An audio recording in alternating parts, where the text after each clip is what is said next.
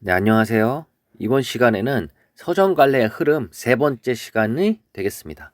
그래서 저 지난 시간에 첫 번째 시간에는 고인도 날 못 보고라는 작품을 봤습니다. 그 고인도 날 못 보고라는 작품은 조선시대의 사대부 이황이 지은 12수로 된 연시조 가운데 이제 제9곡에 해당하는 시였습니다. 그래서 우리 처음에 배웠던 거는 고인도 날 못 보고라는 작품이었습니다. 근데 여기서 말하는 이 고인을 제외한 나머지 부분은 전부 다 순수한 우리말을 사용하고 있습니다. 그리고 여기서 말하는 고인은 맹자 아니면은 뭐 다른 학자들이 이제 학자들을 이야기한다고 선생님이 이야기했었죠.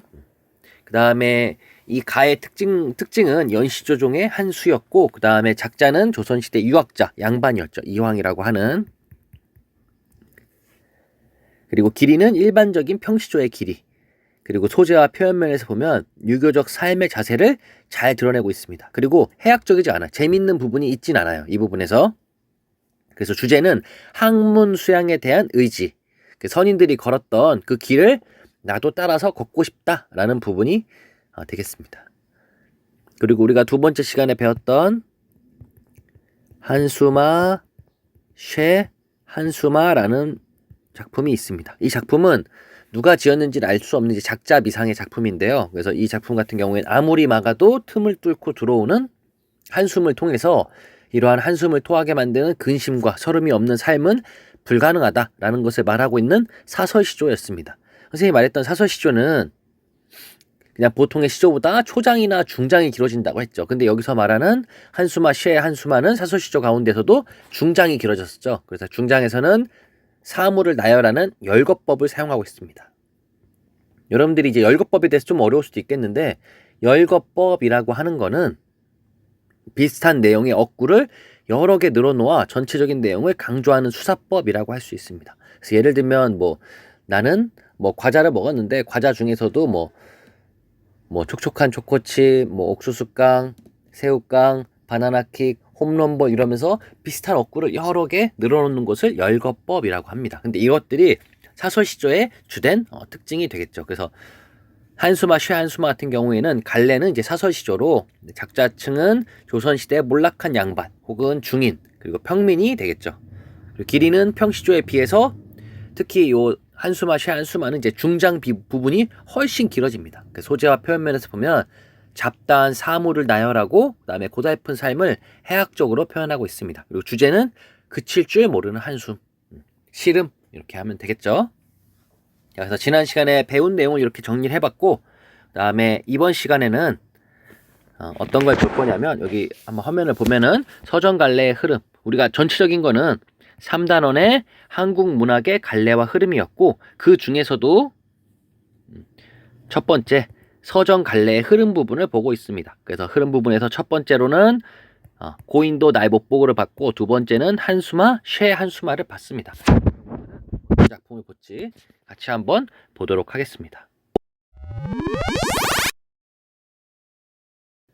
자, 오늘 볼 작품은 이제 문학의 수업 차례를 보면은 여기선 중요한 게 이제 서정갈래의 특징을 생각하면서 공부하는 게 중요하겠죠. 그래서 모닥불이라는 작품을 볼 건데 이렇게 두 작품씩을 묶어서 볼 거예요. 그래서 이번 시간에는 세 번째 시간에는 모닥불, 백석의 모닥불을 보고 그 다음에 그것과 똑같은 제목의 안도연의 모닥불을 볼 거예요. 그리고 다음 시간에는 네 번째 시간에는 신경림의 농무라는 작품을 볼 거고 그 다음에 저문강의 삽을씻고라는 작품을 같이 묶어서 볼 거예요. 근데 여러분도 알다시피 이렇게 작품이 제목이 같거나 아니면 주제가 같거나 표현법이 같거나 하면은 같이 묶여서 시험에 나오는 경우가 굉장히 많아요. 학교 시험 말고라도 여러분들 수능을 보는 친구들이 있을 수도 있고 아니면은 다른 공부를 할 수도 있잖아요. 그죠? 그랬을 때는 꼭 이렇게 같이 묶여서 연관되어 있는 시들을 같이 보면 굉장히 좋습니다. 자, 그래서 오늘은 그 중에서도 모닥불이라는 작품을 보도록 하겠습니다. 자, 그 첫 번째 보면은 우리가 모닥불 하면 어떤 느낌이 들어요? 여러분들 모닥불 했던 기억 한번 생각해 볼까요? 언제 모닥불을 피우고 했어요? 요새 보면은 캠핑 한다고 해서 보면은 불멍한다 그래서 이게 모닥불을 피워놓고 많이 보잖아요. 그죠?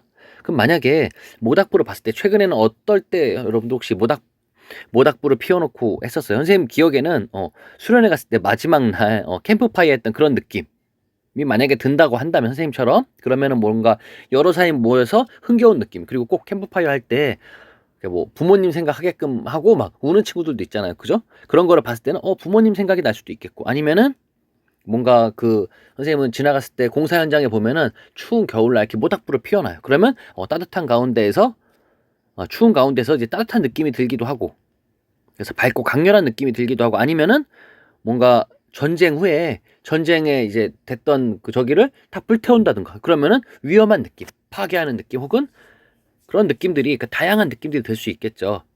그래서 한번 그 느낌들 한번 생각해 보세요. 모닥불 하면은 여러분들은 어떤 느낌이 떠오르는지. 그래서 뭐 누군가는 밝은 느낌, 모닥불을 피웠을 때 주변이 밝아지는 느낌을 받았을 수도 있고, 어떤 사람은 여러 사람이 모여서 흥겹게 파티를 한 느낌, 그리고 어떤 사람은 부모님 생각이 났으니까 뭔가 그리운 느낌도 들 수 있겠고, 아니면 또 다른 사람들은 뭔가 전쟁 후에 뭐 선생님이 봤던 뭐 좀비 영화 같은 데서는 나중에 좀비들이 다 죽고 나면 이렇게 태우잖아요. 그 킹덤이라는 영화에 봤을 때 태우잖아요. 그러면은 그런 느낌은 좀 무섭겠죠. 그죠? 뭐 파괴하는 느낌, 파괴하고 위험한 느낌. 그래서 각자 이렇게 생각하는 모닥불의 이미지가 다 다를 텐데, 그래서 그걸 생각해 보면서 오늘 작품 모닥불을 함께 보도록 하겠습니다.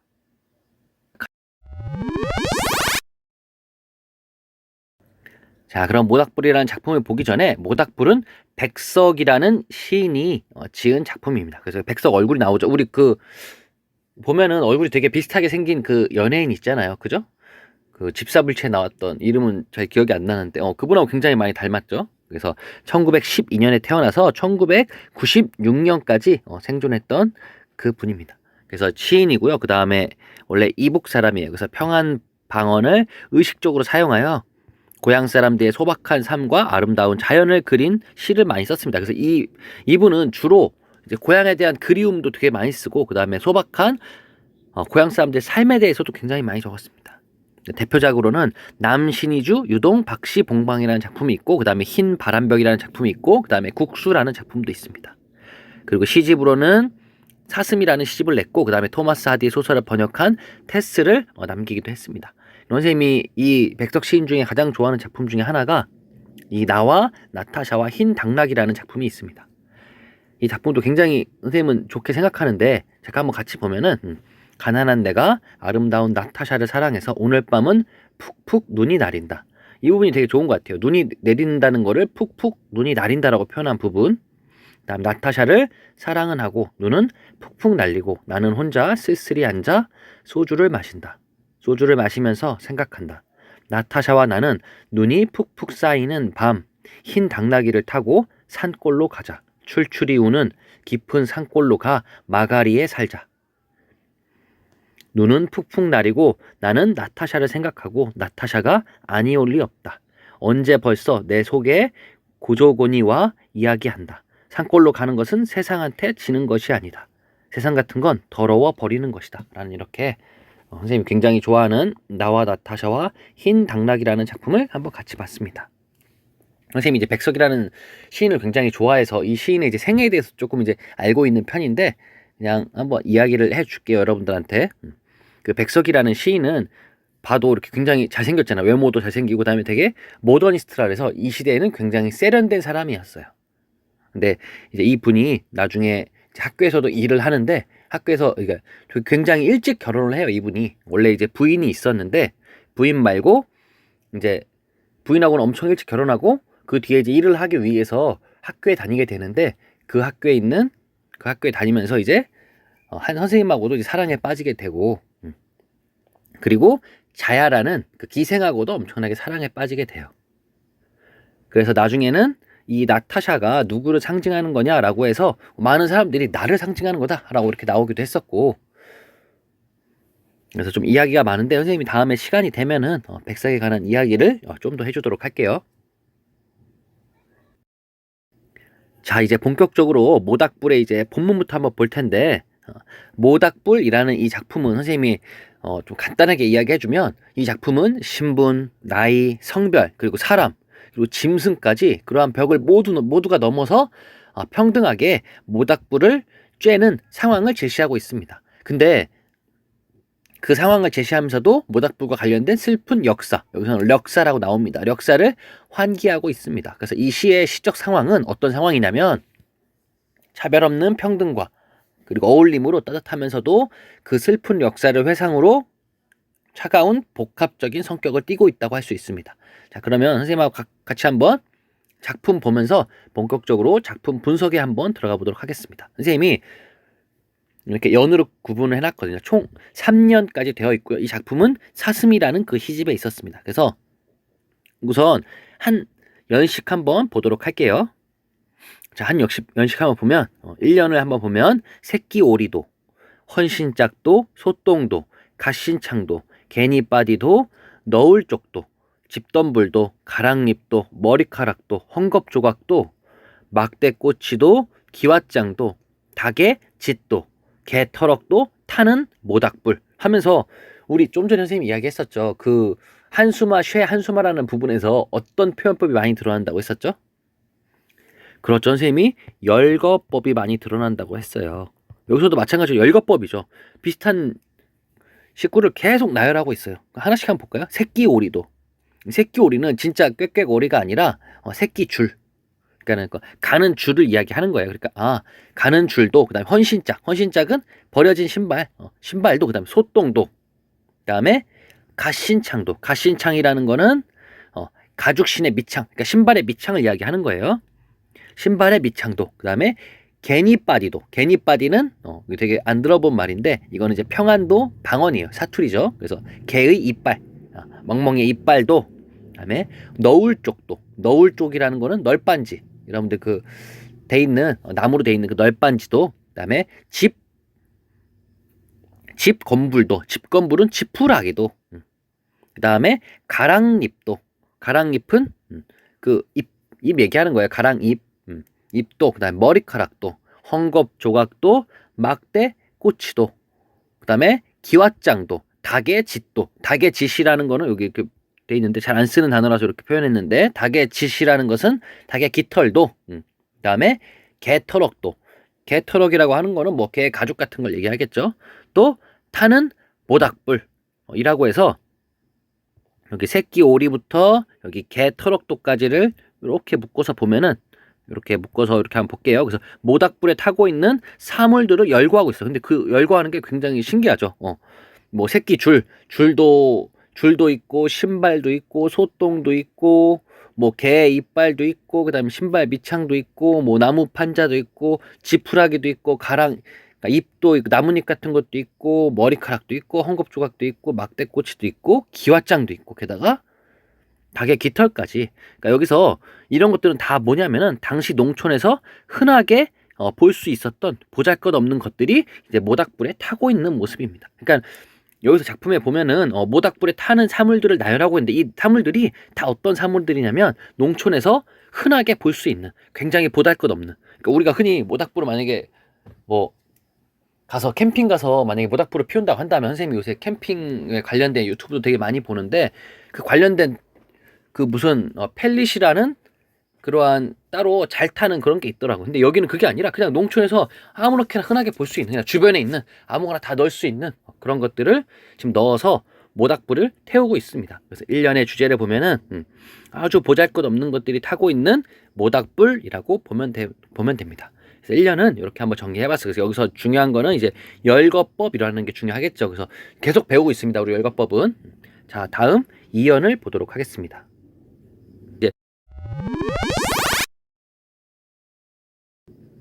자, 그러면 2연을 보도록 하겠습니다. 2연도 마찬가지로 쭉 뭔가를 열거하고 있죠.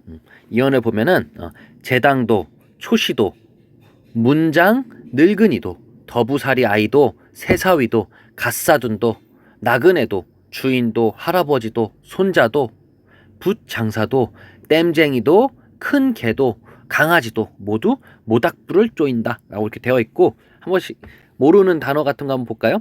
제당도라고 해서, 제당이라고 하는 것은 나와 있죠. 교과서에 제사를 지내거나 문중회의를 할 때 이를 주관하는 학덕 높은 집안의 어른, 그러니까 제일 큰 집안의 어른을 우리 제당이라고 합니다. 그러니까 나이가 제일 많고, 그 다음에 굉장히 집에서도 큰 역할을 하는 그러한 제당이라는 집안의 어른. 그 뒤에 초시라고 하는 거는 예전에 이제 우리 과거 시험을 본다고 하잖아요. 그죠? 그 과거 시험을 보면은 첫 시험에 급제한 사람. 근데 여기서는 그런 사람을 얘기하는 게 아니라 그냥 노인을 높여서 부릅니다. 그러니까 노인이라고 안 하고 초시라고 이렇게 하기도 하고 초시어른 이렇게 얘기하기도 합니다. 그 다음에 문장 늙은이도 문장이라고 하는 거는 문중이라는 건 가문. 가문에서 학렬과 나이가 제일 위인 사람. 그 늙은이도, 그러니까 제당도 초시도 문장 늙은이도라고 하는 거는 뭐 나이도 많고 뭐 어떨 때는 직책도 높은 사람들 이야기하겠죠. 그다음에 더부살이 아이라는 거는 다른 사람 집에 이렇게 얹혀 사는 그 아이도, 그다음에 새 사위도, 이제 새로운 사위가 되겠죠. 결혼한 얼마 안 된 새 사위도, 그다음 갓 사돈도, 사돈이 갓 된 사람도, 그다음은 나그네도, 그다음에 주인도, 나그네는 떠도는 사람, 주인은 거의 주인 되겠죠. 주인도, 그다음에 할아버지도, 손자도, 그다음에 붓장사도, 땜쟁이도. 그러니까 지금 여기서부터 제당도부터 그다음에 땜쟁이도까지를 묶어서 한번 정리를 해보면은 여기서는 어떤 사람들을 이야기해 주냐면 모닥불을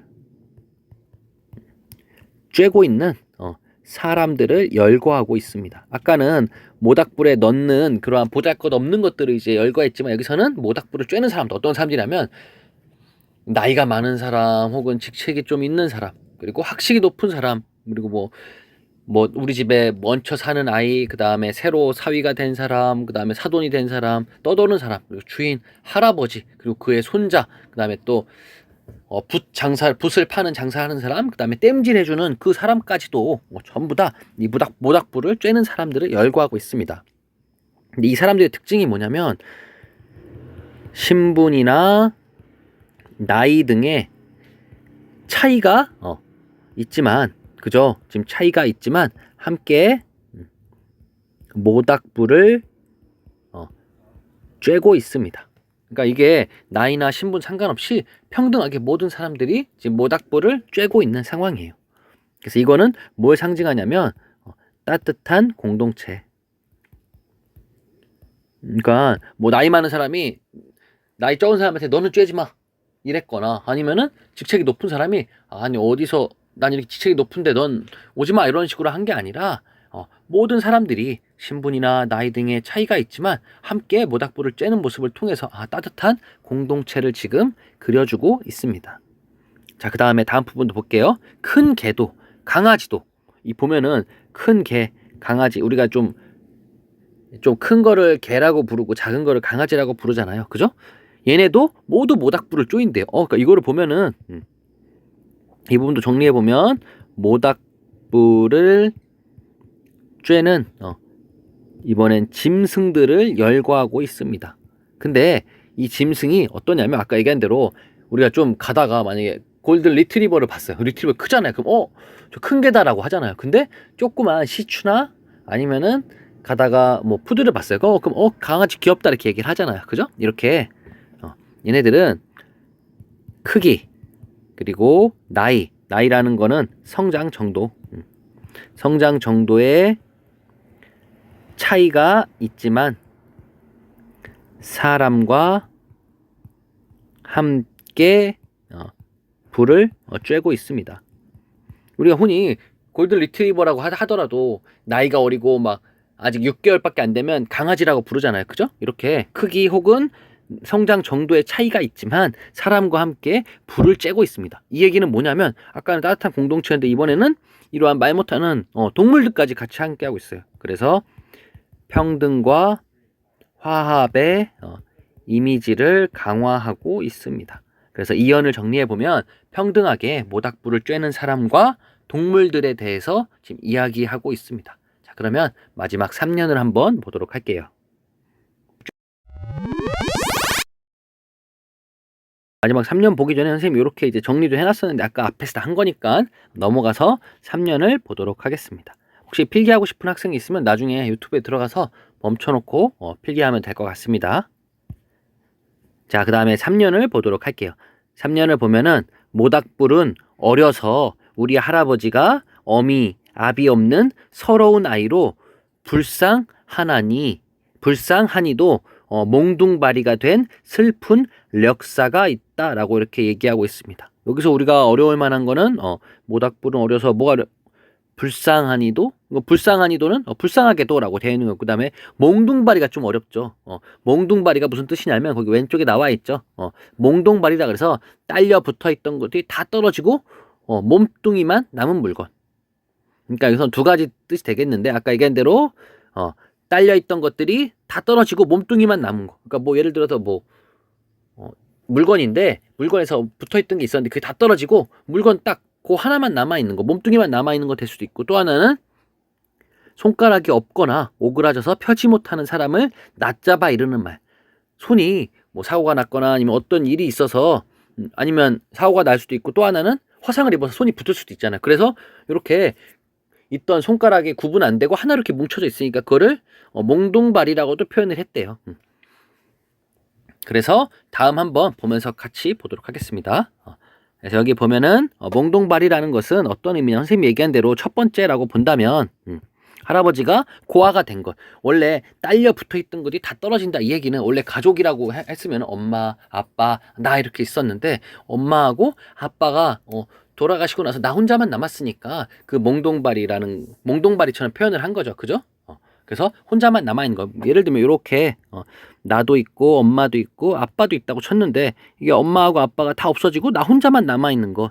그러니까 고아가 된 거라고 볼 수가 있겠죠. 또 하나는 화상을 입은 것에 대한 표현, 이렇게 될 수도 있고, 또 하나는 화상을 입었다. 그러니까 어렸을 때 화상을 입어서 손이 원래 이렇게, 그림을 잘 못 그려서 잠시만요. 손이 이렇게 뭐 이렇게 둘, 셋, 넷, 다섯 이렇게 돼 있다고 치면은 이게 다 이렇게 뭉쳐서 하나가 돼버린 것. 그림이 이상한데 이거. 그림을 지울게요. 그렇게 돼버린 것이라고 볼 수도 있겠죠. 그 다음에 슬픈 력사. 력사라는 거 원래 역사인데 우리가 지금은 역사라고 하잖아요. 그죠? 근데 이렇게 표현 안 하고 력사라고 한 이유는 이때 지금도 이제 북한은 이렇게 써요. 그래서 이응을 이제 원래 력사를 이렇게 쓰고 우리나라 이렇게 바꿔 쓰니까, 그래서 이쪽에 쓴 표기를 이제 그대로 반영한 겁니다. 슬픈 역사인데 어떤 역사냐면 할아버지의 불행했던 과거. 왜 불행했냐면 이 작품이 언제 쓰여졌는지를 잠깐 본다면 이 작품은 일제 강점기에 창작이 되었습니다. 그 얘기는 뭐냐면 아마도 우리 할아버지가 뭐 그 일제 강점기에 엄마 아빠가 돌아가셔서 할아버지가 고아가 됐을 수도 있고, 아니면 혹은 그때 뭔가 화상을 입어서 이렇게 손이 이상하게 됐을 수도 있고, 근데 그런 것을 이제 슬픈 역사라고 하면서 할아버지의 불행했던 과거에 대해서 설명하고 있는 거죠. 그러면서 이 작품이 일제 강점기에 창작되었다는 점을 고려하면은 우리 민족의 슬픈 역사를 환기하기도 한다라고 하면서 3년을 정리해 보면 모닥불에 얽힌 할아버지의 슬픈 역사. 그래서 모닥불을 보면서 이렇게 슬픈 역사가 있구나라고 볼 수가 있겠죠. 자, 그러면 이번엔 내용 정리를 한번 해도록 하겠습니다.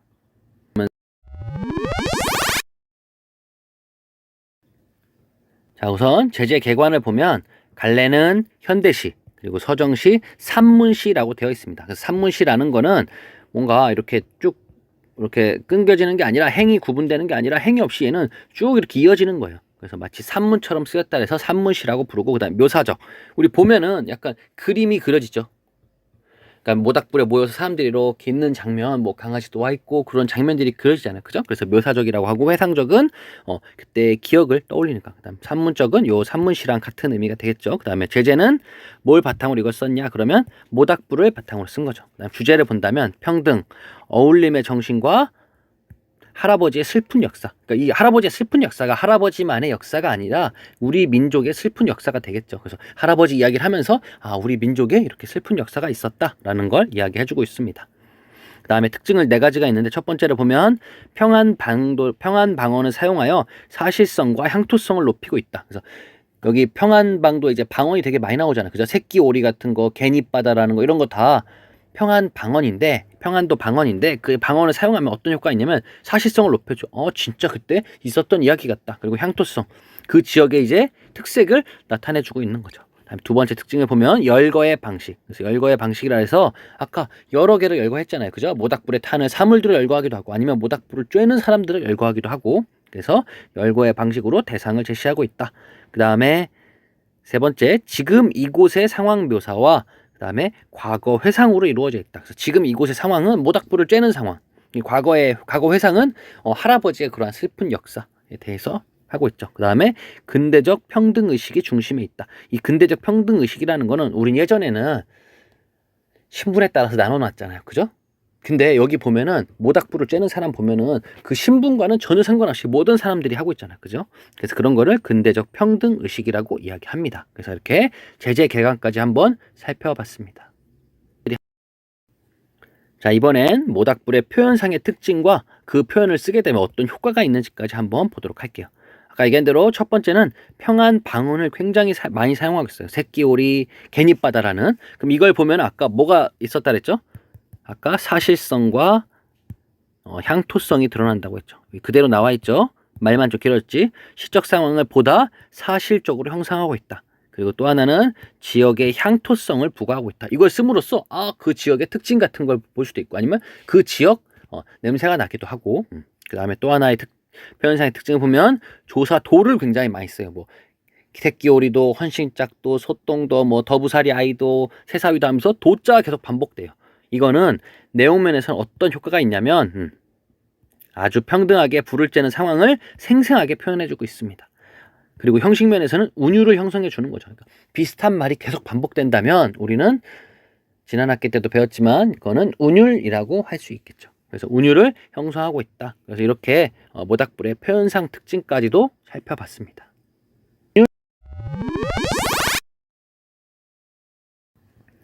자, 그럼 이번 시간에는 학습 활동에 대해서 보도록 할게요. 학습 활동 1번, 2번, 3번이 있는데 그래서 교과서 153페이지에 보면 우리가 선생님이 1번은 한번 같이 1, 2번을 같이 읽으면서 한번 이야기해보고 3번만 여기 한번 정리해봤습니다. 1번에 보면 이 시의 내용과 관련하여 아래 활동을 해보자 라고 되어 있고 첫 번째 보면 1-1번에 보면 1년에 나열된 사물들이 어떤 특징을 갖고 있는가. 아까 어떤 특징을 갖고 있다 그랬어요? 그죠? 아무것도 보잘것이 없다 그랬잖아요. 그죠? 아주 특별하지도 않고 그 다음에 거의 보잘것 없는 것들이다.